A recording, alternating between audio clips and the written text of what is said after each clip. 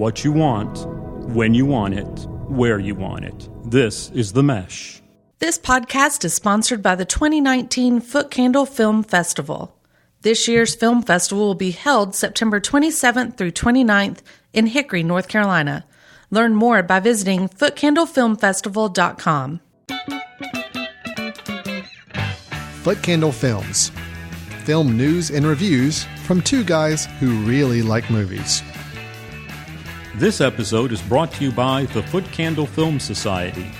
For a schedule of upcoming screenings and membership information, visit the Society's website at www.footcandle.org. Hello and welcome to Footcandle Films here on themesh.tv. My name is Alan Jackson. I am co-director and co-founder of the Footcandle Film Society and the Footcandle Film Festival. With me, Chris Fry.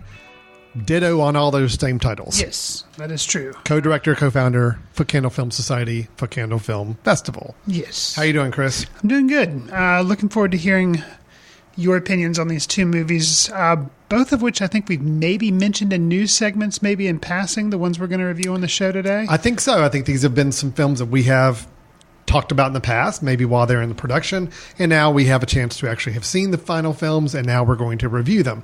That is going to be the first part of our show. This is here on the Footcandle Films. What we do is we review a couple of films, ones that are normally in the theaters or maybe just gone to video on demand, but fairly new films to see. We're going to review two films today, followed by our news items, where we talk about some other upcoming movies, maybe ones we'll be reviewing in the much distant future. And then also we'll end up our show with our recommendation, where Chris and I both pick a film, or each pick a film that we think is worth your time, maybe revisiting, or something you might have missed that we think might make for a good weekend viewing if you're looking for something to do in the coming days. Chris, we have two films to review, both of them still playing in theaters. One making quite a bit of money. The other one, maybe not so much. I'll let you pick and see which one you think is which. First off, we'll be discussing the latest Pixar/Disney computer animated film in the Toy Story series. It is Toy Story 4. Followed by a review of the latest film by director Jim Jarmusch, starring Bill Murray and Adam Driver, called The Dead Don't Die. So with that, why don't we go ahead and get started into our first review, which is Toy Story 4. Everyone, Bonnie made a friend in class.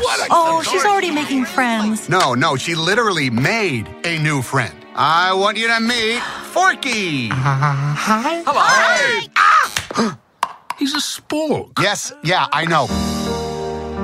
Forky is the most important toy to Bonnie right now. We all have to make sure nothing happens to him. Woody, we have a situation. I am not a toy. I was made for soup, salad, maybe chili, and then the trash. When it was announced that there was to be a Toy Story 4, many people, even the most avid Pixar fans, asked themselves, why? Toy Story 3 had put a bow on the series box set. Why make another movie? Was it just so Disney would be able to release a new special edition box set? Now that we've seen Toy Story 4, Alan, do you think this film is a worthy addition to the franchise? Or in the words of Forky, is it trash? It's not trash. Okay.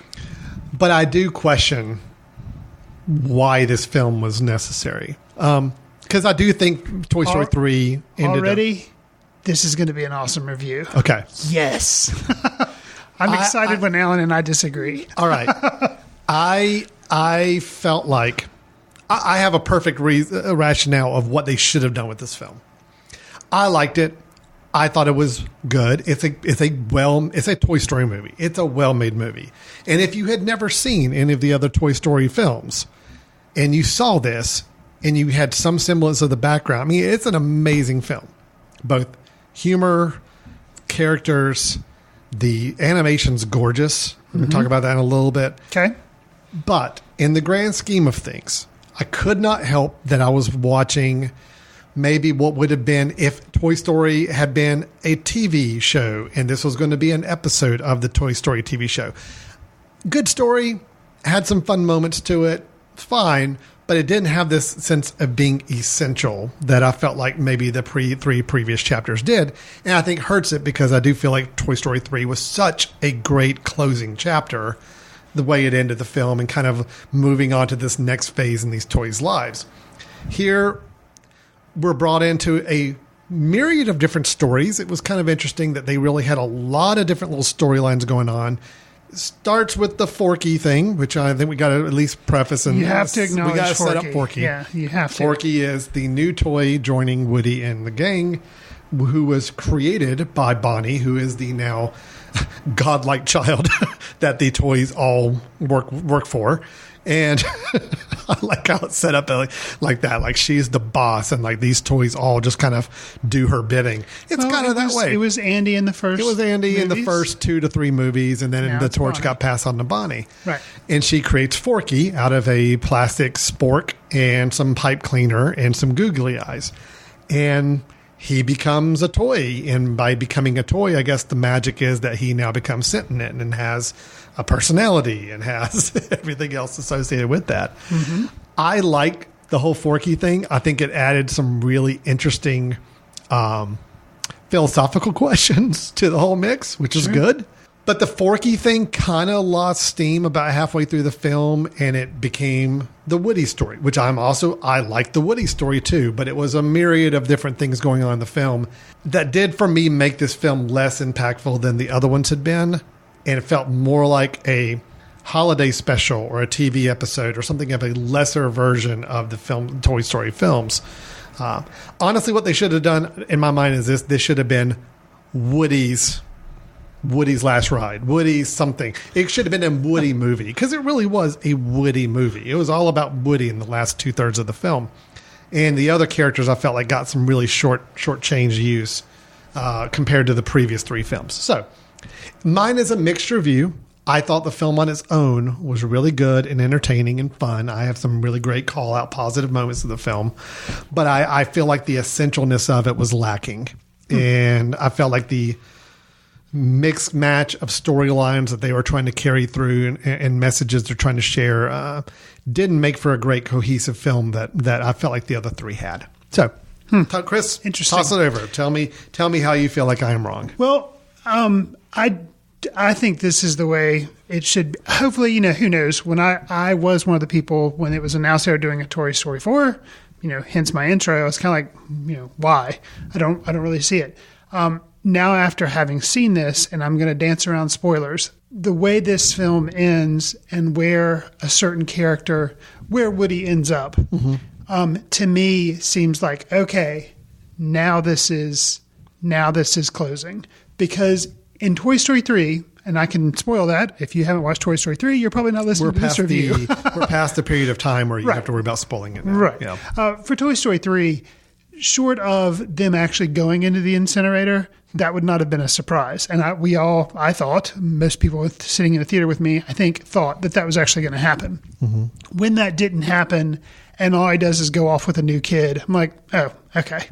So, yeah, I'm glad they didn't die because I cared for the characters just like a lot of other people did. Mm-hmm. But as far as becoming truly original or truly different, just going on to another kid, I was like, okay, yep. And now they can make a million other Toy Story movies. And then when they did make Toy Story 4, I was like, oh, yeah, so they're just going to continue on with Bonnie's 3 movies. And it's like, that's your way of generating new franchises just by hopping to different kids. A, I hope this really is the last one. And B, Woody's character arc from the very first Toy Story to this one, focuses more on like letting go and realizing that you have to center your own happiness around yourself first and not always depend on others, and kind of being able to let go. In a lot of ways, this movie felt like, to me, empty nest movie when parents watch their kids go off to college, and then you have to learn how to then do stuff on your own and make your own. You've kind of forgotten because you've been so invested in raising children, and then what happens when you're no longer doing that. So kind of like a movie about retirement or something. That being said, I agree. one of the messages in the film at a certain part of the film that was being conveyed. And I agree. I really liked the Forky character. But yeah, his story is kind of dropped and it does become Woody's. Well, and again, I feel like the film was trying to do too much by almost having, 2, maybe 3 through lines that we're supposed to follow. And the Forky one was interesting, but I do feel like they kind of hit a wall where like, well, we don't really know what else to do with this now. But we want to concentrate on Woody because Woody we want to give some. Well, his story though does dovetail with Woody's in that Woody is responsible for, or feels responsible, takes on the responsibility of being the shepherd for Forky, right? Kind of like so. But then, there again, not doing spoilers, kind of like Woody's role in his character arc. I think. I thought it was interesting. There are definitely things about the film that are really positive. I don't want to give this off like a negative. Comparing it to the previous 3 Toy Story films, which are all very strong cinematic achievements, and for me to say it's probably my least favorite of the 4 is not a slight against the film. It's just in the grand scheme of things. How high you hold the other ones in esteem. Sure, I get that. I still love Tom Hanks as Woody. I think it was one of the greatest animated characters. I thought the animation in this film was absolutely stunning. There are some moments. One moment in particular, inside the antique store, which everything inside the antique store was just really cool, gorgeously rendered. Yeah, but there is a scene where they're on top of some bookshelves, looking out at a moment when all the lights and lamps in this antique store come on, and it's pretty breathtaking. And there's a couple times I had to remind myself that when we're seeing trees and everything outside, landscapes, that this is an animated film. These are not real things I'm watching. And it's pretty crazy that they got to that point. I'll add, I agree with that shot. Another one that I'd actually jotted down in my notes was there's a shot that comes at one point when characters are again up high, and it's Woody is one of the characters, and they're looking out and having this big, conversation. But in the background, you see the fair. They're at kind of like an amusement park, fairground type place, and you see the lights of like the Ferris wheel going around.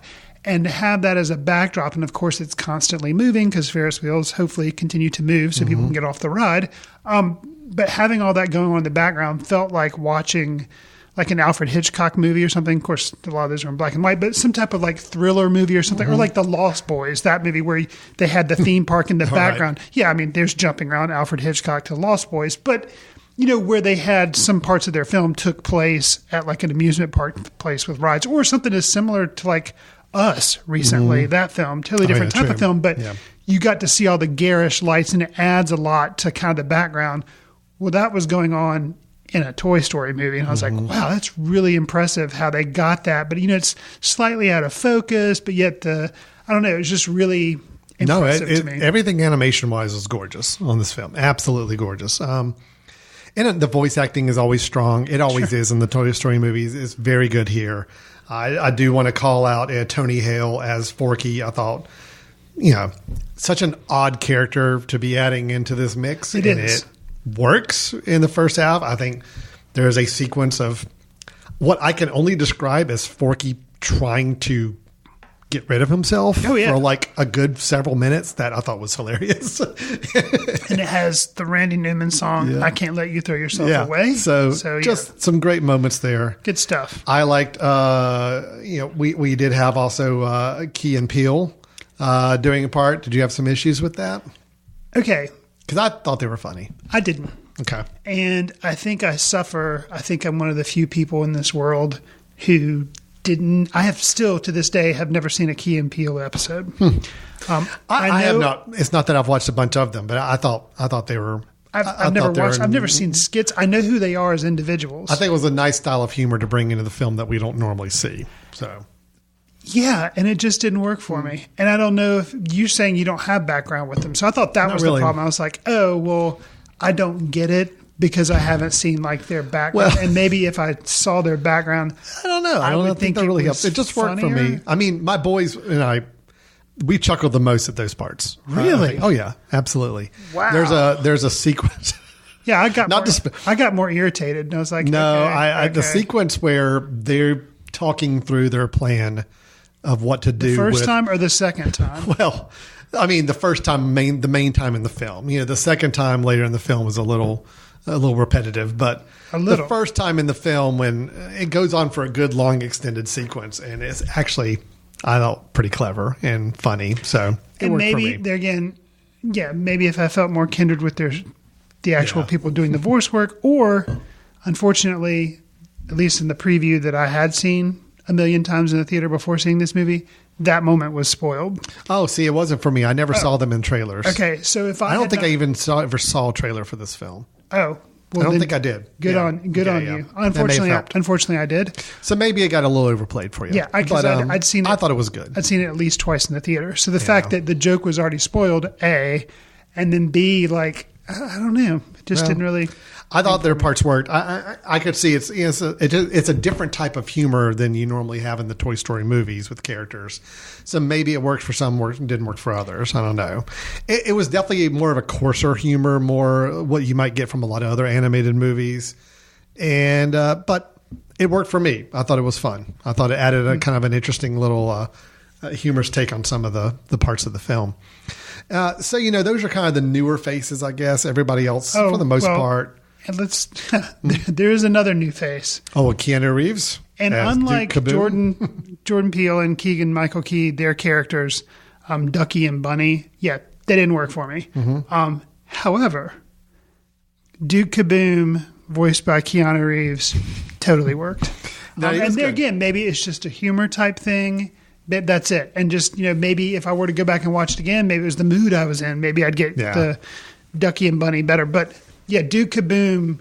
I felt like basically the Key and Peele things, I felt like they were kind of shoehorned in a little bit. It's like, okay, these guys are a hot item. And they've been a hot item. They're a comedy team. Maybe we are trying to appeal a little bit to the adult crowd who knows who these guys are. Mm-hmm. And they put in there. And I'm not saying it totally ruined the movie. I just thought it was okay, but I was expecting more, especially from those two gentlemen who I've heard so much about. Whereas Keanu Reeves, like when they were planning this, he's been around forever. He is kind of having a renaissance this year with, John Wick, and he's in a Netflix movie, which apparently was the only thing good about the Netflix movie he was in. Always Be My Maybe. I currently have not seen it. I have seen most of it, yes. Okay, have you seen his cameo? I have, yes. Of course. So that's the reason you watch it. Yeah. I thought he was really good in Duke Kaboom. And granted, I guess it's because they give his character an actual arc, so it may just come down to the writing. Yeah. But yeah, his final moment or whatever, where he's given kind of center stage, really, really worked for me, and I liked it. Right. And some of his funny antics had also been spoiled by said trailer. Yeah. But it was okay because I still felt like he was given enough to do. You mentioned, how the Key and Peele. Their characters you felt kind of shoehorned in. It's kind of how I felt about a lot of parts of the film. I mean, or take for example, all the other Toy Story characters outside of Woody and the new ones that were brought in really had nothing to do here. And even Buzz Lightyear. They kind of hang out in an RV. Buzz Lightyear was given kind of you could call it kind of a side quest, like a video game, that really didn't do anything. And he was with the two characters that Key and Peele were playing for part of that side quest. Very extraneous, not really essential to the plot, didn't have to be there. That was a little part of the film that did frustrate me to some degree, because I feel like the formula gets very similar with all these films. I love the emotional moments. I love the character development moments. I love the quieter moments. But when everything turns into a chase, or we have to go do A so that B can happen, and we got to do it in time for C to happen, it becomes very routine. And there was a part of this film where I just felt like, okay, everybody's just running around trying to do something, and I'm just going to turn off the brain trying to remember why they're doing what they're doing. They just have to get to the end result. Sure. And it happens in every one of these Toy Story movies. There is a chase, there is a rescue, there's a rescue at the end of Toy Story 3. Very similar. Yeah, absolutely. I could not tell you what they were trying to accomplish in the latter half of the film, other than they had to get to this point. Sure. How to get there, I don't understand. Or why they needed these people to do these things, don't understand, don't really follow. And I feel like that was their way of saying, well, we've been spending so much time with Woody and Forky and these new characters in the antique shop, but we got to have something for the other characters to do because it's a Toy Story movie. So let's just build this little chase sequence or thing to give them something to do. So that's why I kind of wish this had been a Woody spinoff movie. Okay, imagine Toy Story 3 ended. Sure. And that was the Toy Story saga. But now, Woody. Let's have a Woody standalone movie. And that would have been perfect because it really was all about Woody in the end. And I'm fine with that. I liked it. But it was just disappointing that, you have such a great ensemble of so many other characters. And I just felt like the film was really struggling to figure out what to do with everybody. And I like the new characters that were introduced. And we haven't even talked about, kind of the quote villain, Gabby, played by Christina Hendricks, which I thought was really good. Right. Also, very well rendered as an animation. Yeah. Like, both creepy and enduring all at the same time. Her creepy. How about the ventriloquist dolls? You mean the Morrissey ventriloquist? Those were awesome. No, that was my favorite moments of the film, those characters. And the fact that they never really talked. Nope. And it was just so good. And I like, without spoiling, I like the interesting story arc they took with Gabby by the end of the film. Yeah. Because we had been used to a certain type of villain in Toy Story for the last couple of films. Definitely for 2 and 3. 2 and 3 were very similar. Right. And I think they took a little different angle with this one, and I liked where it ended. Agreed. I think Gabby's last scene in the film was really good. It was a little nice emotional scene, and it worked on a different level than we're used to seeing for the villains. So there was a lot to like with the film. I wish I didn't feel like it was just treading water in a lot of places just to get to this final character development with Woody, which is what the film, I think, ultimately just wanted to achieve. I wish the Forky thing had become more of an impactful thing in the story later in the film. But again, I'm comparing a really, really good animated film against other really, really good animated films. And sure. I just have to say this is my least favorite of the 4, but it's still a good film. And something I would recommend. My thing is I still think Toy Story 2 is my favorite. It just has enough going on with it and enough interesting characters and the bit with Jessie and the Sarah McLachlan song. I mean, I'm sorry, that's still one of the best animated film sequences ever. Probably 2, 1, 3, 4. It's kind of where I am with it. Okay. So, yeah. Anyway. Any closing thoughts, likes, dislikes, things? Yeah, we've hit on all of them. I would have to watch them again to really fairly rank them. But I guess just because this is the most recent one I've seen, I hold it pretty high. But I think if memory serves and correct, I like the first one okay. I really do remember responding strongly to the second one because I felt like they really did a lot of really interesting things. Yeah. And the third one, I just thought it was okay.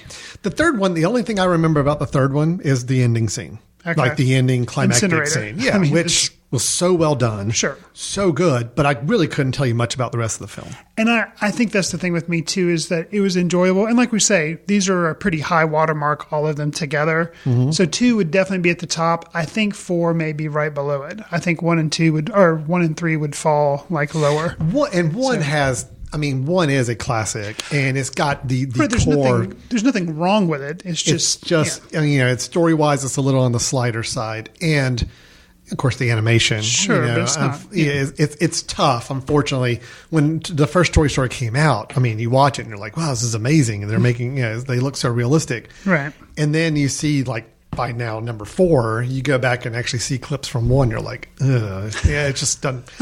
It doesn't hold up, but. Again, that's not the fault of anybody making the film. It was just the technology available at the time. Sure. I guess the hole in the back of my mind too, Chris, with this is if they come out with a Toy Story 5 and a certain character shows back up, it's going to make me kind of angry now. It's like I'm to a point where, if you give some closure and do closure, and that's fine, but there's a little bit of that nagging in the back of my head as I'm watching even the end of Toy Story 4 thinking, there's no way they're going to be able to let this go. They're going to make a 5th one, and it's going to irritate me because I know certain people will probably be together, and that'll irritate. I think that's valid. But there again, for me personally, I was not against, but kind of like, why for Toy Story 4? I feel like I understand why. You felt like there was enough of a justification I'm happy with the for why. Right off the bat, like you're saying, Toy Story 5, my immediate question would be, why?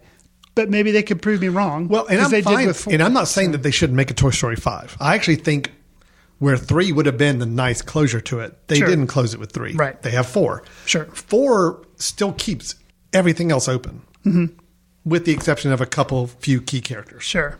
So I'm fine if I heard that Toy Story 5 now featured those other characters that I felt like got short shift in this movie. I'm okay with that because that's actually a way to keep it going, but just don't ruin another ending of one of these Toy Story films going forward. So I guess that maybe is impacting me a little bit in the back of my head saying, you've done this to me once. You gave me a nice closure and then you kind of went backwards on it. So see, and I think in a weird way, at the time, 2 is my favorite. At least I think it is. 3 I liked, but I thought it was just okay. And in a way, I was a little dissatisfied with the ending of 3 because I felt like it was too easy. Yeah, and it was, I feel like 4's ending is a little harder. But you're right. If they make a 5 and they do a certain cop out, then I'll be a little cranky. We'll be back on the show talking about it. Absolutely. So I will remind you of that before you say, I love it. Fair enough. Okay. Fair enough. All right. Well, that is Toy Story 4. Please don't take my... it is a good film. It is an enjoyable film. Absolutely. If you like any of the Toy Story movies at all, you will like parts or elements at the minimum of this film. Sure. Just my only concern is I just felt like maybe it could have been a better special TV episode, could have been something, or just make it a standalone Woody movie. And I felt like it would have fit better, but I was a little disappointed. I don't feel like it was a singular, cohesive story that incorporated all the great characters we've known for so long. So. I'll say, final closing thought for me. I overall did enjoy the film. Thought it was a, good installment. I love Forky, but I will say kind of what you are hinting at. If I was to say a negative, other than I felt like the Key and Peele characters were maybe a little shoehorned. I did kind of get a sense, and it started out as Buzz Lightyear, but then I can see what you're saying about some of the other supporting characters. They were maybe sidelined a little too much, whereas the other movies kind of have a team aspect to it. Yeah, there's still a lot focused on Woody, but it started off being like, man, Buzz Lightyear is really non-existent in this film. But then I have realized that, a lot of the other smaller characters are also really sidelined. So they're pretty much in an RV most of the movie. So I would have appreciated maybe a little bit more inclusion. Buzz Lightyear, I will say, I'll call out just to kind of follow up on that. Yeah, that was one I can specifically call out. Sure. He's non-existent most of the film. When he is there, he is given a very, I thought, kind of a dumb subplot that really didn't make any difference in anything. In all honesty, as I'm sitting here, I cannot remember the quote-unquote mission that he and Key and Peele were trying to... I don't know what Ducky they were trying to do. I can't remember right now. But also either. remember Buzz kind of had this whole thing about the voice in his head, which got to be kind of dumb after a while. And just, again, made no impact on the rest of the film. Gotcha. So it was just, I felt like it's like, well, we've got Tim Allen and we've got a character that everybody loves, but we didn't really write him in the script. So let's figure out how to just cram him in there for a few scenes, And that's disappointing because I always thought the Toy Story was very much the Buzz Woody dynamic, sure. And we really didn't get that in this film. Sure. So it was pretty present in all 3 of the other films. So, okay, I think we've talked enough about Toy Story 4. Toy Story 4 in theaters, still making money, worth seeing. So, let's move on to a film that may not be in your theater by the time you hear this. May not be making tons of money, but we're still going to talk about it anyway. It is the latest zombie film, strangely enough, from writer-director Jim Jarmusch. The Dead Don't Die.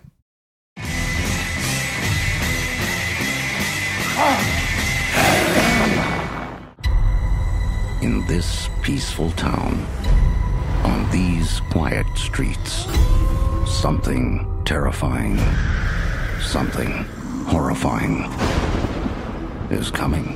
This is really awful. Maybe the worst thing I've ever seen. What was it, wild animals? So what are you thinking? I'm thinking zombies. What? You know, the undead. Ghouls. Chris, with The Dead Don't Die, we take some elements that I think many of us in society are very used to seeing when it comes to the zombie movie. the type of genre that really over the last 10 years, I think thanks to The Walking Dead TV show and resurgence in some zombie-related movies, 127 Hours, I believe. No, not 127. 28 days later. 28 days later. Unless you're calling James Franco a zombie. Which I was still in Danny Boyle, talking Danny Boyle films. Okay, it was 28. Yeah, you're right. Not 128 days later. It's 28 days later. Right. Yeah, that was actually funny. So you have some of these films in the last 10 to 15 years have kind of given us a resurgence of the zombie genre pick. Sure. Then I tell you, okay, we're going to do a zombie film. We're going to put Bill Murray in the lead role.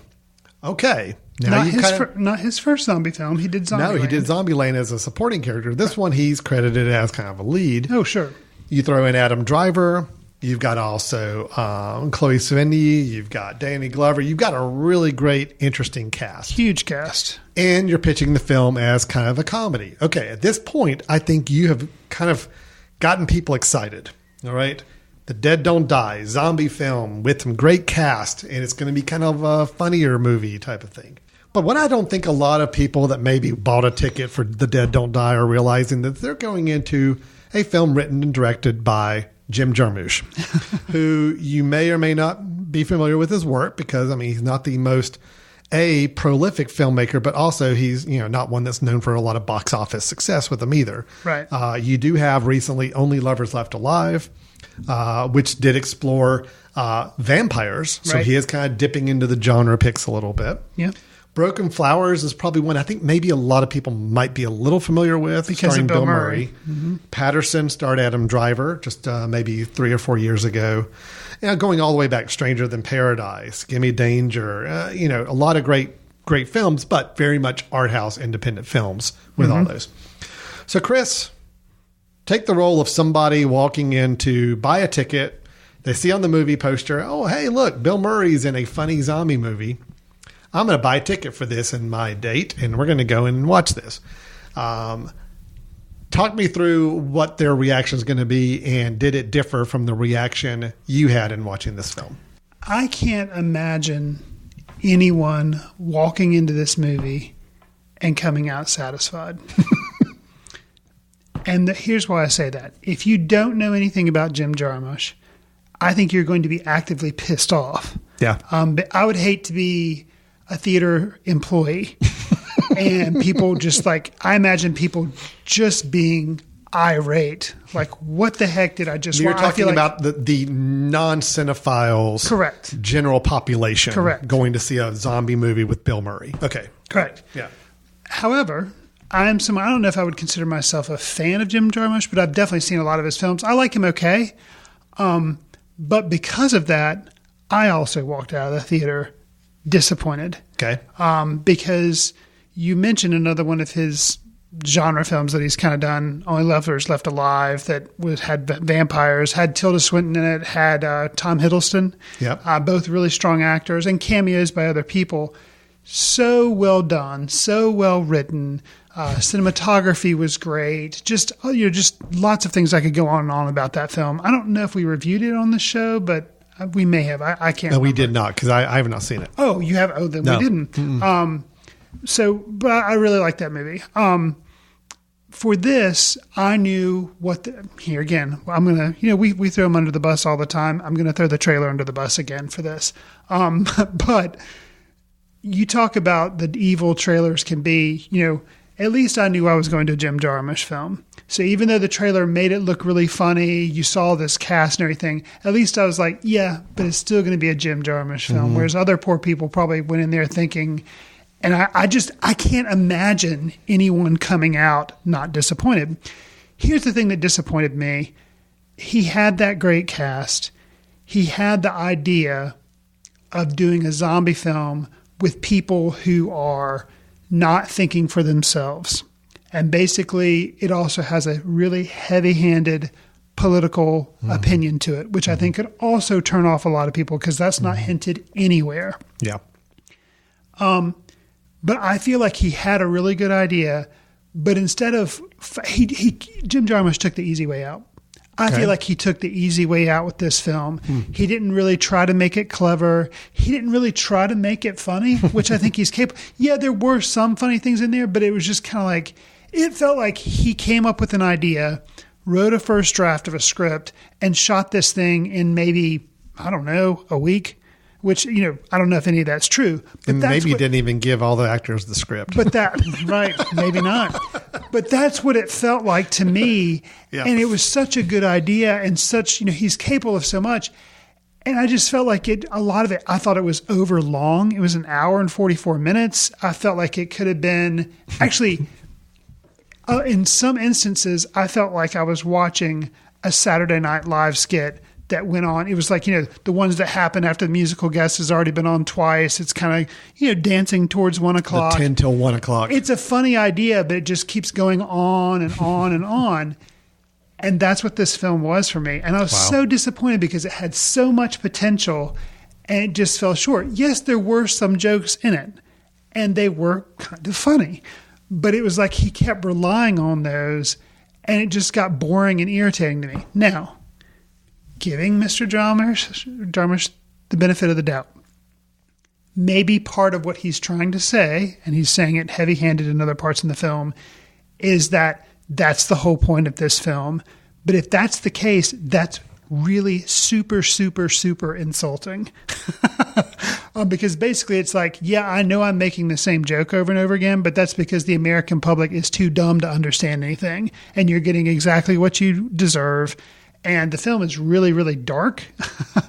And man, the ending with Tom Waits and him observing stuff was just so also very long and kind of dry. And I thought Tom Waits was terrible in this movie and was wasted because I like him as an actor and I understand his purpose. But there again, it was kind of like, yeah, maybe Tom Waits didn't have a script. And here's your costume. This is what I want you to kind of do. And okay, just do it.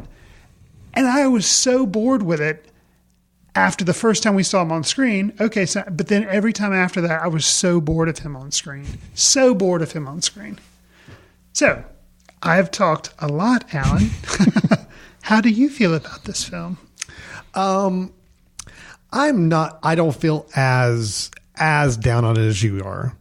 I will say it was a disappointment. Okay. I will say I felt it was lazy.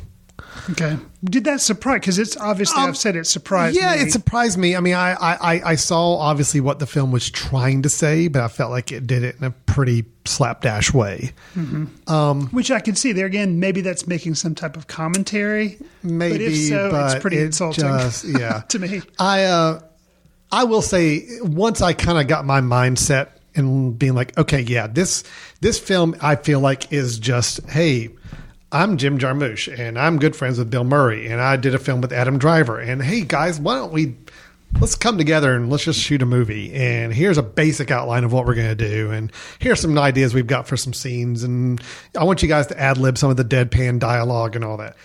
Once I got in the mindset of saying, you know what, they're just doing stuff and seeing what sticks and not, I was able to at least let myself enjoy the rest of the film a little bit more. No, it was not great. Mm-hmm. It was ultimately disappointing because as I walked away, yeah, it could have been so much more.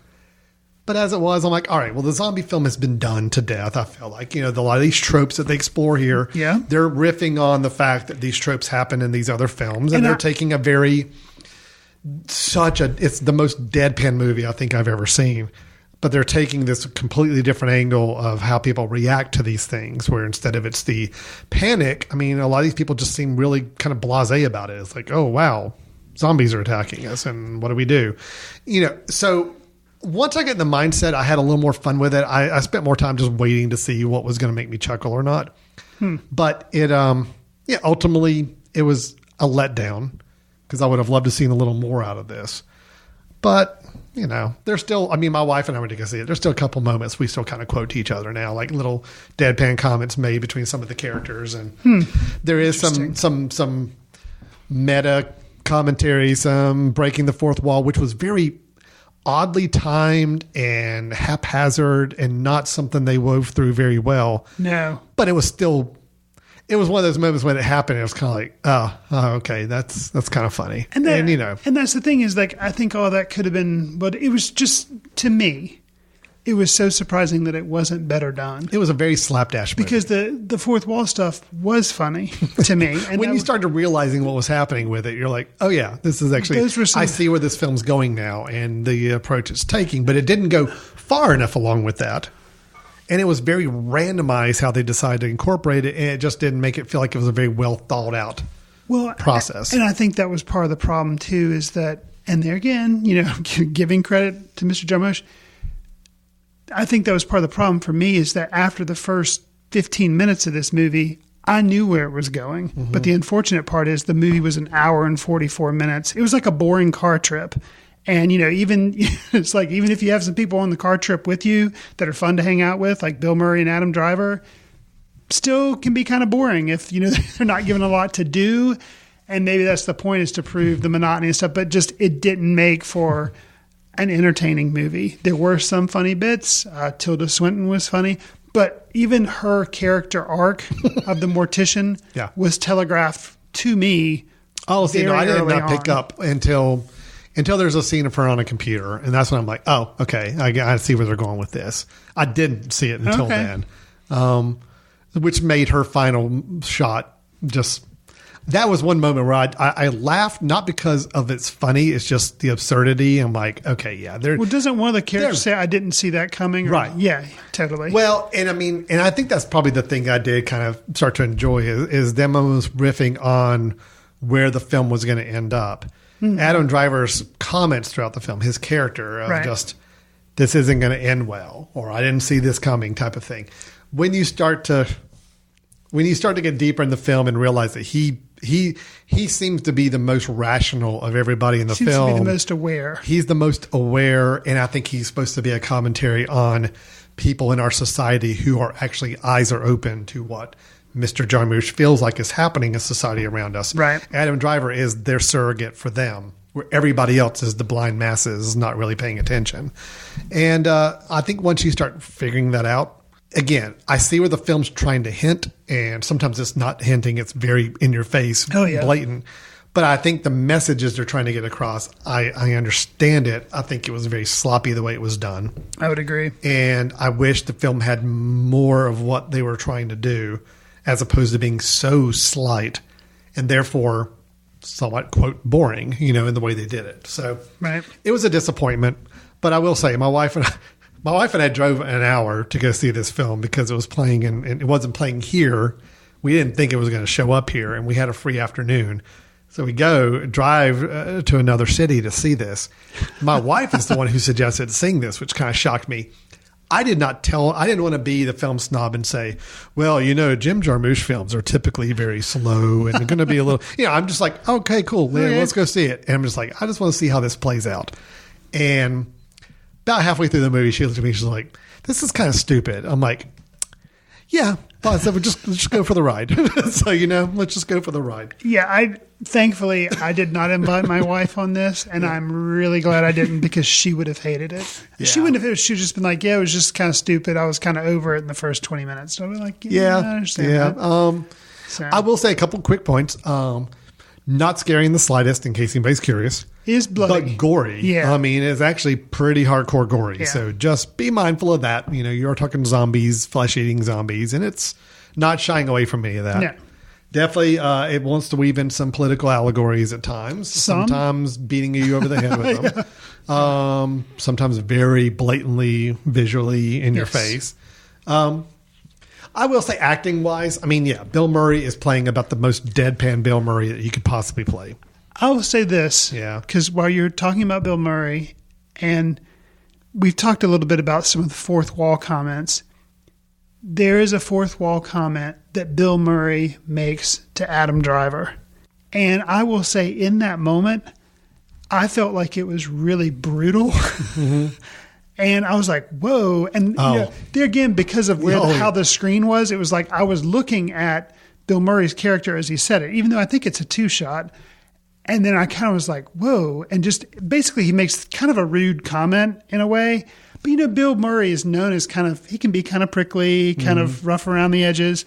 And maybe he's playing all of that when he makes this comment to Adam Driver. But I was like, whoa, like that. And Adam Driver, it's in a way kind of doesn't acknowledge it, but he kind of does. And it was like really awkward. So I have to say, I've never had a fourth wall breaking moment in the theater that was that awkward. Like I was like, oh dear. Like, it's like, we may need to talk offline and remind me exactly what the verbiage was there. I remember the scene you're talking about. I just don't remember what the exact line was. Fair enough. The only acting I was going to call out that I thought was really interesting. Okay.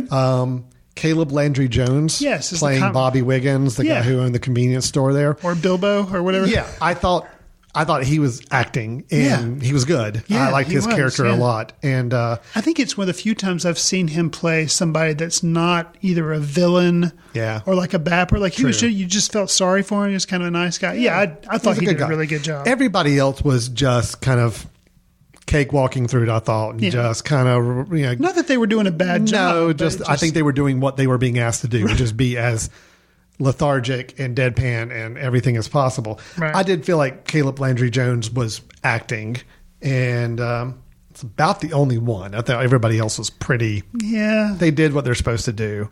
There wasn't a whole lot more for them to do in their parts. Right. Adam Driver, I think if anybody's going to out deadpan Bill Murray, it's going to be Adam Driver. I think he's got that down pat too. Sure. So, and then Tom Waits, I didn't hate his role as much as you did, but it was kind of just extraneous, and I think he was only there to serve that last scene as a narrator. And oh my gosh, the last scene, just him just narrating. Oh, so painful, so lazy. It wasn't great. I've never even if Jim Jarmusch having films that are slow, that doesn't bother me. If a film's good, it doesn't matter the speed. Sometimes slow films are a little harder to get into. But Jim Jarmusch, he's just capable of doing so much. And that just seems so lazy and wasn't interesting to me. Oh man, such a shame. Yeah. Such a shame. So disappointing. Yes. I think I came out of it just with a little better time than you did, just because I kind of checked my brain out and just said, all right, I'm just going to watch this just for kicks. Sure. And the moments that did amuse me after that were fun. But overall, walking out, it was still a disappointment, and could have been a lot more.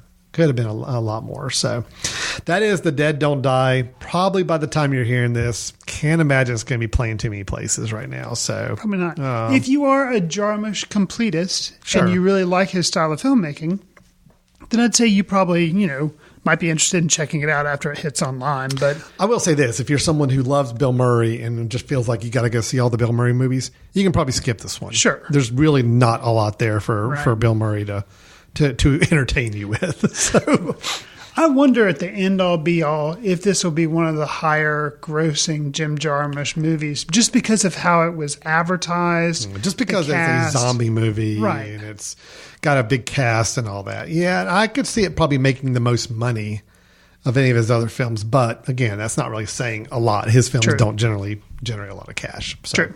All right. So those are our two reviews. As we said, we talked about Toy Story 4 and The Dead Don't Die. Somewhat split reviews on them, although we're both positive on Toy Story 4. Chris higher than I am. Dead Don't Die, I came out a little higher on it, but we both agree it was disappointing as a film in general. All right, let's go ahead and take a quick break, Chris. When we come back, we're going to hit some movie news items, and then we'll end up the show at the end with our recommendation for the episode. So stay tuned. You're listening to Footcandle Films here on themesh.tv. Hey, this is Andrew Moose from the Street Circle Drive podcast here on The Mesh. Interested in promoting your business to an online audience? Your ad could be right here. Consider advertising on the Mesh Podcast Network. Head over to themesh.tv for details. Welcome back to Footcandle Films here on themesh.tv. This is Alan Jackson and Chris Fry with the Footcandle Film Society and Footcandle Film Festival here with you again. Chris, we had the first part of our show with the reviews, Toy Story 4, The Dead Don't Die. Now we move on to the back half of the show where we talk about some movie news and recommendations. Before we do, though, I just want to call out a couple quick things. You've heard me mention the word Footcandle a couple times in this, both the title of the show and our Film Society and Film Festival. Well, you can learn more about what we do as a film society out here in Western North Carolina, just outside of Charlotte, and that is on footcandle.org. That's where we post all the screenings we have. we host a lot of screenings. We work with a lot of organizations on partnership screenings of films, discussions, and, of course, our festivals, too. We do have our next festival coming up in September of 2019. It'll be September 27th through the 29th of this year, held in Hickory, North Carolina, which is just northwest outside of Charlotte. And it is going to be a 3 full days of films. This is our 5th year doing the festival. We have probably between 30 and 35 films coming out that are going to be shown that weekend, with 6 different awards to be given out. We've got filmmakers visiting and coming to the area to be a part of the screenings for us. Should be a really great weekend. We're excited as always. And I know we'll be talking about it a little bit more in the next couple episodes as we get closer. But if you have any plans on the last weekend of September or want to change them to come join us in Western North Carolina, change them, come visit us. And please drop us a line if you're hearing about it through the show and you want to make sure you know that we know that you're coming into town. We'd love to get connected with you and kind of say hi in person. So make sure we do that. Chris, is there anything I'm forgetting about the festival we need to make sure we communicate? No, I think that's it. The films will be announced the latter half of July, and tickets will be available on sale about that same time. So it should be a lot of fun. We're looking forward to it. So just to clarify, the Film Society is footcandle.org, but the film festival information will be up at footcandlefilmfestival.com. Footcandlefilmfestival.com. Yeah. Although there'll be a link from the footcandle.org going to the festival too. So you're covered either way you end up there. Absolutely.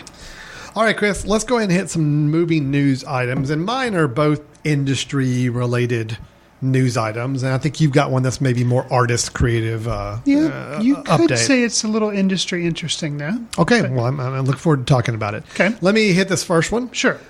You and I have recently become better fans of the AMC movie theater chain. True. So so happens they're one of the only games in town. It's true. For us here in the town we live in, it's about the only true big multiplex theater we have to see films. Sure. But, my relationship with AMC was pretty sour for a long time. I did not enjoy going to the movie theater. I thought customer service was pretty bad. I thought wait times were bad. It's just not great. Okay. But then AMC did a really smart thing and came out with their AMC Stubs program, and where you pay the monthly fee, and it's kind of what was the service I've already forgotten in my head? Movie Pass. Oh, so Movie Pass? Does it still exist? I think it does. Okay. I just don't know anybody who has it. Right. It's what Movie Pass aspired to be. AMC got it right. It's a little more expensive, but well worth it. You and I probably go see... Being a little bit more expensive, they're actually able to stay solvent. That's true. You and I probably go see, 3, 4, 5 movies a month at the movie theater, somewhere in that neighborhood. Like that. Mm-hmm. So we pay for we get our benefit from the subscription. Sure. So I am a little better in favor of AMC. Now they've gone to reserve seating for all the films, which is a big deal for me because I'm always the guy that was trying to get there 30 minutes early to make sure I get a good seat. Now I don't have to do that and feel good about it. Anyway, all that being said, I'm a little more favorable on AMC. They still got some things to work on, and still the local theater has some challenges, some things to do a little better. Sure. But this was an interesting thing they announced. So AMC Theaters is launching a new program called AMC Artisan Films. Okay. As a programming marketing effort to put a spotlight on character and narrative-driven movies as an alternative to blockbusters. This is all coming from Variety, by the way. Variety, their film news roundup. They're targeting doing more independent films. Quote from their executive vice president of worldwide programming saying, because AMC is the industry's top choice for blockbuster movies, many consumers don't realize that we play more elevated and celebrated films than anyone else in North America. With the launch of AMC Artisan Films, we aim to expose more moviegoers to specialized films and increase their theatrical success. So that's how The Dead Don't Die came to Hickory. There you go. That's right. Okay. So basically said they're seeking earlier runs in platform releases while holding the films longer in the theater to give audiences more time to learn about them from other people. So it's just a concept theory that they have about they're now putting a little more energy into saying that they want to have specialty films earlier in the theaters and stay longer so they kind of catch up with the buzz that maybe audiences are building for it. Think about this. This actually kind of applies. Interesting. Here in Hickory, where we are, our hometown, we have the one AMC theater. And one of two things typically happens with the, quote, specialty films that come into town. Okay. They show up and you don't know they're there. That often happens. And they're gone after a week. They have a week engagement. Yeah. Right. Or 2, they come much, much later in their theatrical run after all the buzz has kind of started to subside, and now they're finally catching up and showing the films here. Right. Sounds like if AMC Artisan Films is a legitimate program they're trying to do and really put some time and energy behind it, the idea is that getting them earlier in their platform release, meaning that they show up sooner in these movie theaters and they stay longer, which I think is the 2 things you've got to do to make these smaller films successful. Right. Because if you're someone who listens to NPR radio and they're talking about a film, you want to be able to see that film kind of that same within a week or so of hearing that interview. Otherwise, you forget about it. Sure. And you don't want to hear that, oh, well, yeah, that film was at the AMC last week for like a week, and sorry, you just missed it. So I hope this initiative works. I'd like to see if it pays off, because I do think we're at a point in the movie business where, yeah, these smaller independent films are just not cutting it in movie theaters because of the release schedules and the amount of time they're given to be successful. Sure. That's why so many of them are going so quick online right now, because that seems to be the only way to kind of recoup some of their money. So I hope this works. I really do. It's just nice to see a press release come out and them explicitly say that, yes, we want to do more to give these smaller films more attention. Yeah, that choice to do more variety is an interesting one, and I hope it pans out, because I'm always for more of that, because honestly, a lot of the films you and I review on the show, we end up having to rent and or watch online, because that's the only way we can see them. And I'd much rather be able to see something in the theater, because the theatrical experience for me, and I think for most people, trumps any other type of experience to be able to see it on the big screen. So in this same press release news announcement, again, this is from Variety.com, Variety magazine and publication online. Currently, AMC Artisan Films is focusing on Danny Boyle's Yesterday as one example. Future titles will include Midsummer, which is the one from Ari Aster, right? Yep. The follow-up to Hereditary. Blinded by the Light, which I'm not familiar with that one. Okay. That I'm not familiar with either. Okay. Downton Abbey, which I don't know if I would really consider that quite the specialty film, but it may need a little more attention to make sure it gets all the audience to come out to the theater for it. Right. The Peanut Butter Falcon, which is the one I'm kind of interested in seeing, Shia LaBeouf. Yeah, I've heard a little bit about that one. The Kitchen, which I believe is the one with Melissa McCarthy. Yeah, they're pushing that. To me, it looks like another version of Widows. It does. Very similar. And then Where'd You Go, Bernadette, which is the one with Linklater, Richard Linklater, starring. Oh my gosh, my memory is getting so bad. What is her name? Kate Blanchett. Yes, thank you. Yeah, Kate Blanchett. God, I've got to work. Billy on that. Crudup, and yeah. So anyway, that's the kind of films that they say specifically in their news item. That's what we're focusing on, those types of films. So, not the shoestring budget, super low budget films, but the ones that are not franchises, they're not sequels, they're not blockbusters. Right. Maybe skewing a little older demographics, audience-wise.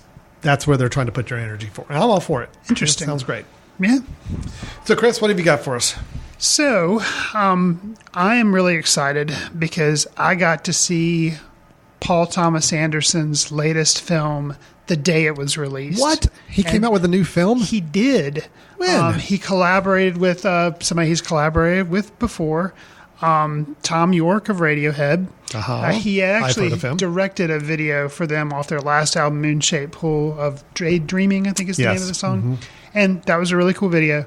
So Mr. York has released, or is releasing, I think, a new album.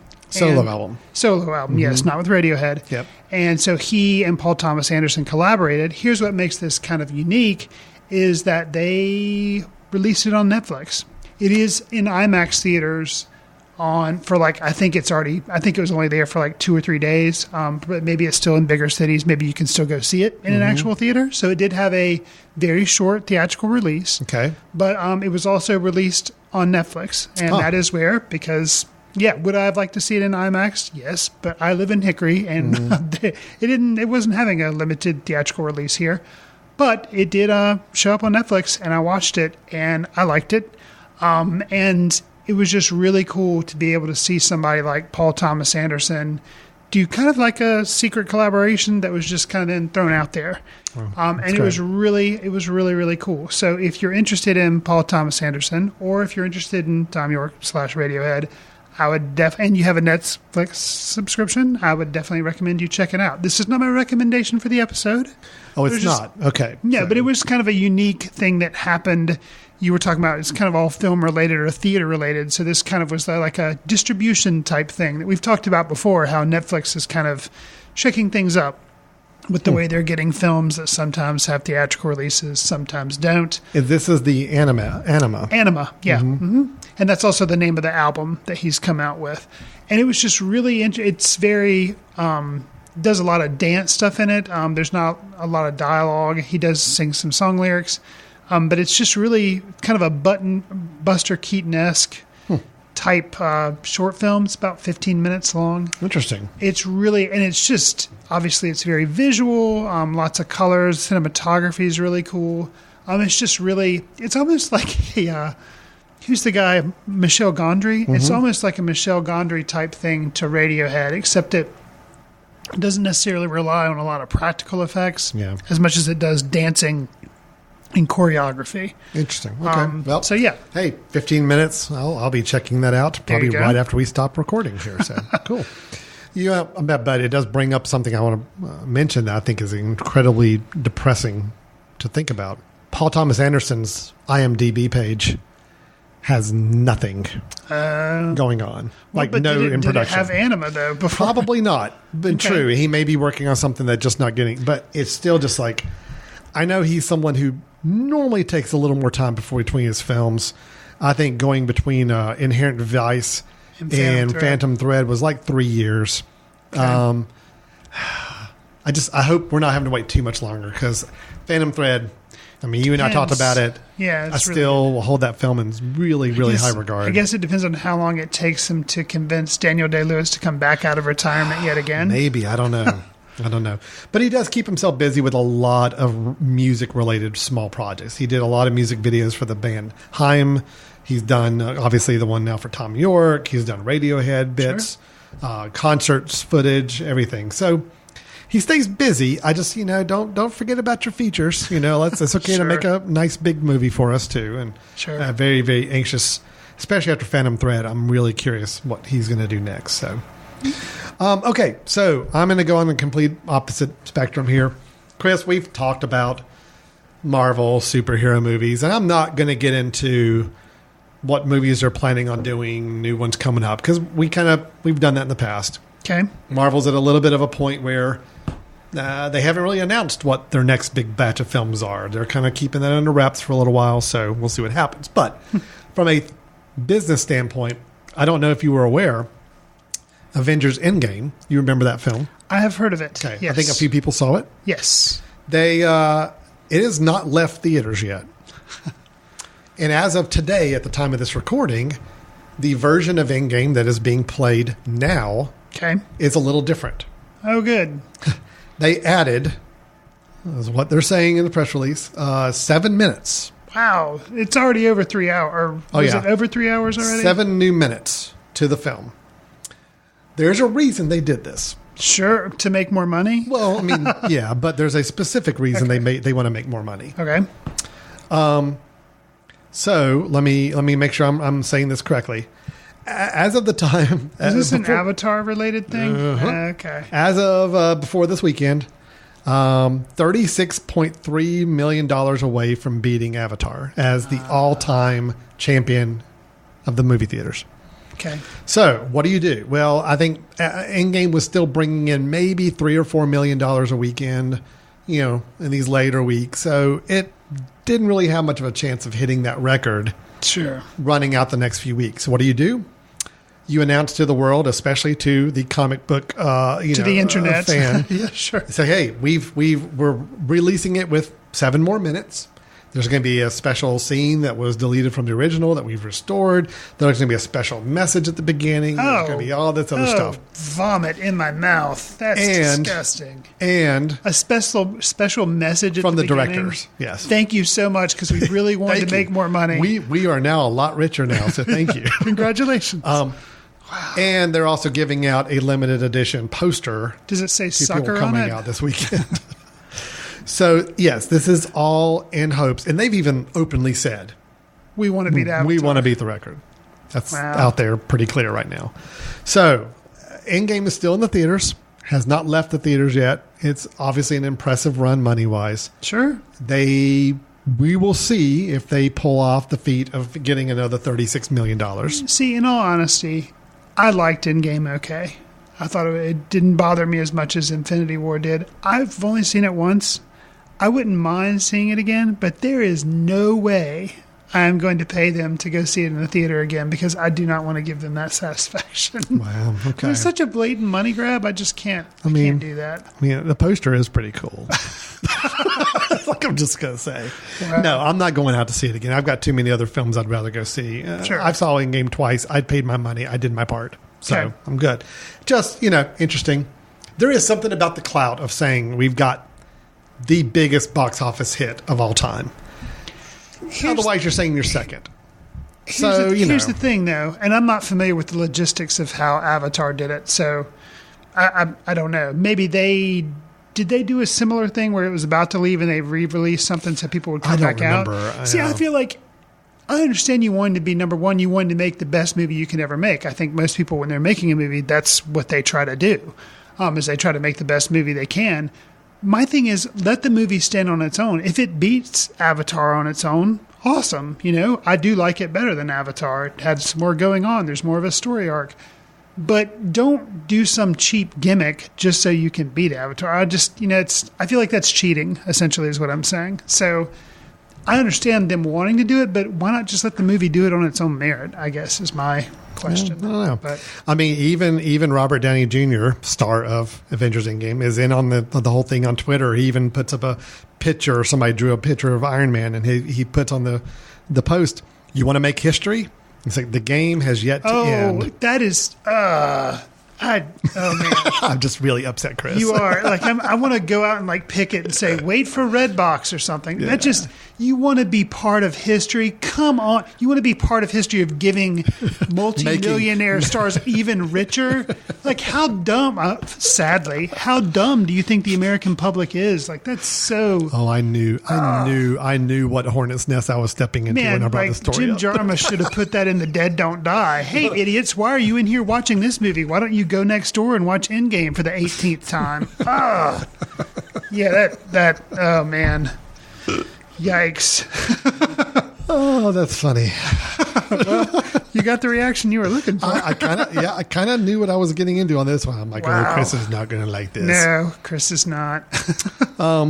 Wow. And plus the fact too, I mean, just, to kind of go along with Chris's point, I mean, if you don't want to go pay the money to make history and see this film topple. To make history for a bunch of rich white dudes. It's coming out on digital HD on July 30th. So you got 30 more days. Right. So anyway, it's probably going to have all the deleted scenes and everything like that with it too. So, I mean, here's the thing. If I actually felt like there was something they deleted, and maybe I'm wrong. Maybe I will be proven wrong, and people will just say with rapturous accolades, "Oh, it just changed my attitude towards Endgame. It was such a different movie. It was so amazing," But yeah,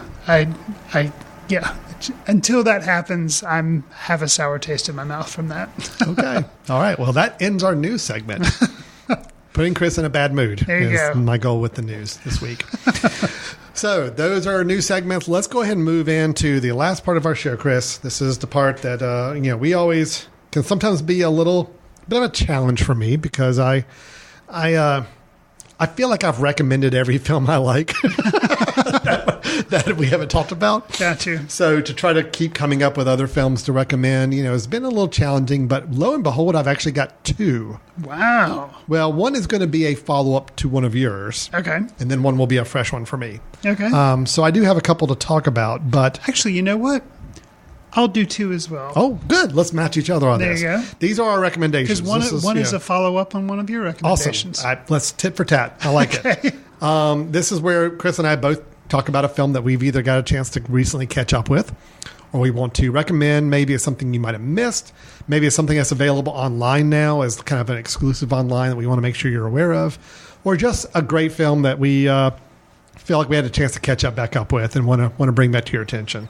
So, Chris, why don't you go first, and then we'll kind of ping pong back and forth. Do you want to mention the one that's a follow up to mine first? Yeah. So we're just basically going to have a quick on air production meeting. Don't pay any attention to us. You want to do the follow ups first?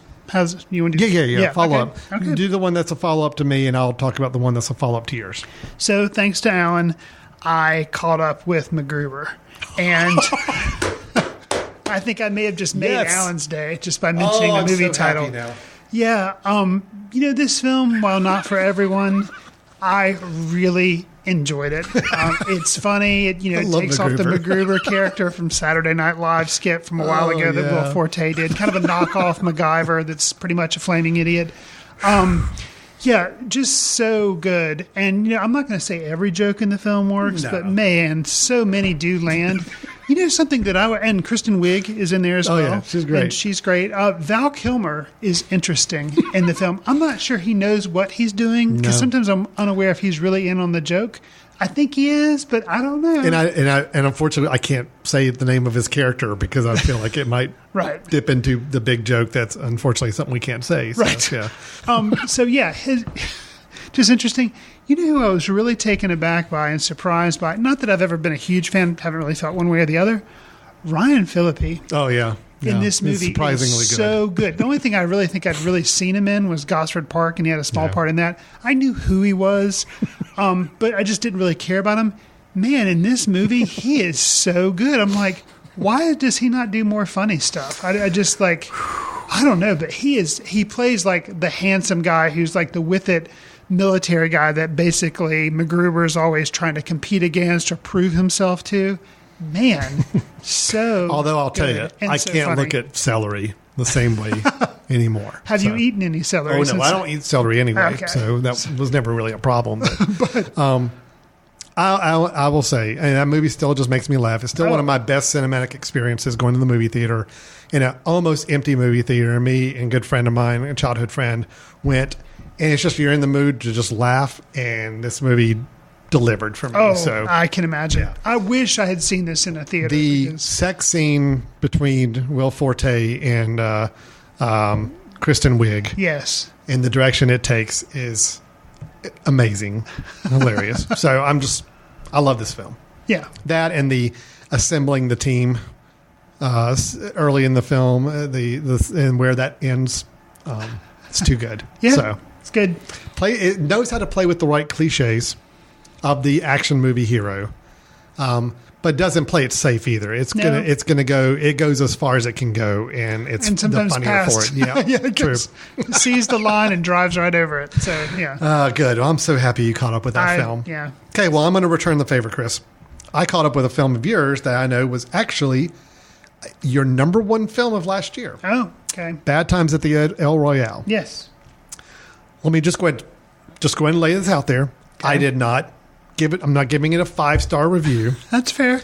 I can't say it was my favorite of the year. I can say that I may have overhyped it. However, I will say this film had a lot of great things going for it. Okay. I will say that for the first hour, I'm totally enraptured with this film. Okay. I'm to the point of saying, yeah, this may be my favorite film I've seen in the past year. Okay. The last hour does lose some steam for me. Doesn't resolve itself as stylistically nicely as the first half does. That's fair. But the first half has so much great mystery and interesting characters. The setting is so good. So just those not aware, this is a Drew Goddard directed, and I believe wrote as well. 7 strangers, all kind of meeting some by coincidence, maybe not, at the El Royale Hotel. Mm-hmm. Which to me is one of the greatest sets of a film now. Oh, man. The set's amazing. The inside the lobby, the fact that it's right on the state line between California and Nevada. And that kind of plays some interesting parts in the film, too. The whole scene Just the set itself when we're being introduced to the hotel is wonderful. Yeah. So that's why I love the opening 30, 40 minutes of this film. It does generate a mystery. There's a lot of great, interesting characters. There's some interesting twists. I'm not going to spoil anything with the film. My only misgiving is I was hoping and wanting the film to be at one level of mystery, and it had no intentions of going to that level. Correct. I come to find out the end. It was a little disappointing for me that it didn't. However, it did not make it not a great film. Just loses a little bit for me by the end. Okay. But I will say, I had a great time with it. Cool. There's very split reactions to this film online, which I was really surprised by. Yeah, I'm surprised by the people that actively really despise it. I can understand some people saying, it was fine. I enjoyed it. It was great. But the people who just said they actively hate it, I don't get that. Yeah, I really don't get that. I don't either. So it was a surprising catching up with reviews because, of course, I hadn't heard any reviews about it until I saw the film. But I did have a really good time. Good. Again, my wife and I watched it, and that first half we're into it. You're in. I mean, we're just like, I think our kids needed something, and I'm like, no, we're not stopping the movie. Like, we got to finish this. We got to keep going through. Cool. I wish it had ended with as much enthusiasm as I had in the first, but it still ended successfully, and it was a good film, and I liked it a lot. So thank you for the recommendation there. I'm glad you got to see All it. right, now let's do our actual recommendation here. So Chris, go ahead and tell us what we should check out. So I caught up with a film that I've been meaning to catch up with because just the premise intrigued me, but I just never had a chance until recently. It was a film that came out in 2016 / I think in the US it was 2017, but it is the film Personal Shopper by Olivier Assayas. Oh, yes. And that stars Kristen Stewart as the title, Personal Shopper, and she works for a famous person, I think, who is a model. And she's the personal shopper in Paris, and she refuses to leave the city specifically until she makes contact with her twin brother, who previously died there. And then her life becomes a little bit more complicated when, mysteriously, she starts getting texts on her phone from someone. And it's just kind of weird. So it's billed as kind of a drama / horror / mystery. And I don't really want to say much more about it. It's just really, it is slow. Okay. I will say Kristen Stewart's good in it. But it is kind of slow and you're not really sure what's going on. And it's really interesting. And the end of the film also is really interesting. So I don't know. It's kind of a thinking person's. I could see where maybe watching this around Halloween, so maybe I'm recommending it too early. Oh wow! But, because it does have some creepy, odd things happening. Oh, I didn't know that was. Yeah, but not overly. Well, so. I know, but I didn't even know that was even slightly in the direction. No, there's some odd stuff going on. But it was just a really interesting movie watch experience. I wish that this could have been a film that we would have brought for our film society, although really? I don't think a lot of our members would have really liked it necessarily, but I think it would have definitely generated some interesting discussion. Okay, because there's a lot here about fame, there's a lot here about family, there's a lot here about just belief and believing in things, and not sure. I mean, yeah, the interpretation of some of the final scenes could be very interesting. So anyways, Personal Shopper, filmed by Olivier Assayas. I recommend that. Awesome. It's great. So my recommendation is kind of bringing back a classic film for me. Okay. My son, my youngest son, has in the last year taken up guitar and has gotten very good. He's a very talented musician. Much more so than I ever have been. I'm not musically talented at all. Okay. I'm a great music listener. I just cannot play or sing a bit of it. But he's gotten into a lot of 70s kind of classic rock. He likes, loves Queen, Van Halen. Got into Jimi Hendrix. Got Pink Floyd. He's big into Pink Floyd now. Just a lot of stuff we're playing. Nick and I need to have a talk. Oh, yeah. No, he's totally into Pink Floyd. Oh, now, so we need you to have guys a talk. need to have a connect we there. do. So I'm trying to go through and say, where can I bridge some gaps with him on my love of movies, especially movies that have to do with music and rock and roll, and how can I introduce him to some of these interesting movies I think he might like. So we watched Almost Famous. Okay. Cameron Crowe from 2000. This is the one that kind of introduced the character of Penny Lane, as played by Kate Hudson. Mm-hmm. We had basically William Miller, a 15-year-old lover of music who wants to be a rock journalist. And he gets an assignment from Rolling Stone magazine kind of by chance, by just having done something really good for Cream magazine, I think, before that. And he basically becomes friends and follows along a band called Stillwater, which is fronted by lead singer Jeff Beebe, who's played by... the names are... Is it Billy Crudup again? No, Billy Crudup is the guitar player, Russell Hammond. And Jason Lee is Jeff Beebe, the lead singer. You've got Frances McDormand playing the mother of William Miller. You got Zooey Deschanel playing his sister. It's a great cast, and it is Cameron Crowe. Now, I will say that there was a period of time where all of Cameron Crowe's movies I was huge fans of. Yeah. Say Anything, even Singles I like. I like Singles. Jerry Maguire I like. Almost Famous I really like. He had a run where he was After on Almost fire. Famous, I will say there's a drop. Okay.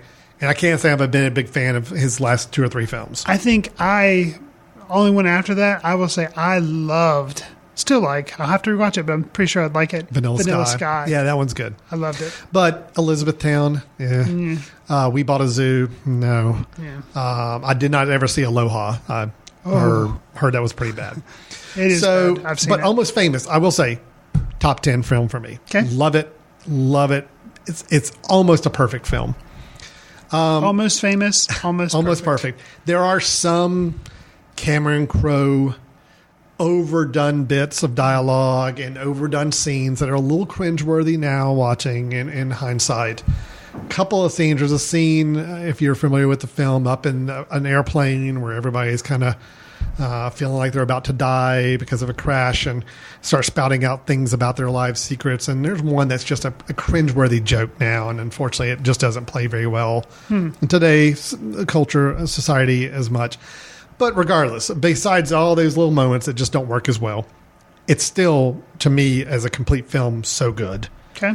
It's got one of the best endings of all films in my mind. The last couple of scenes, the way the film ends. I love the character of Russell, played by Billy Crudup.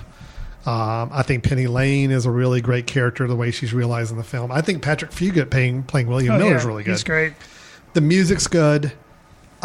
It just worked. And I will say this, after the end of the film, my son looked at me and said, I think that may be my favorite film now. I'm like, nice. You're like, bingo. Mission accomplished. Mission accomplished. I'm done here. My work is done. Wow. Here. Okay. So Almost Famous, I've just got to say, I mean, it's one that doesn't get as much acclaim as maybe a Jerry Maguire or Say Anything. True. But I think it's Cameron Crowe's best film. It's definitely his most personal film, because this is actually something he himself, I think, was a rock journalist, obviously, and had a very similar ascent as a young man into getting into the rock and roll world. So it's a very personal film to him. I think it shows in the film. Great characters, great moments, great music. So one of my favorites, still holds up, and I'm so glad my 12-year-old loves it too. So yeah, anyway, that's awesome. What's your recommendation, Chris? So, you did yours. Yeah, I did mine. God, today I am just off my game, Chris. I am. That's all right. I'm It's not Friday. remembering actors' names. It's Friday afternoon. It's like right at 5 o'clock. I know. I'm checked out. I'm sorry. Personal Shopper was your recommendation. Mine is Almost Famous, but we also cross-reference each other's Bad Times at the El Royale and MacGruber, which I'm so happy you saw MacGruber. So happy. It's good. Moose, you've seen MacGruber, right? Moose is our engineer.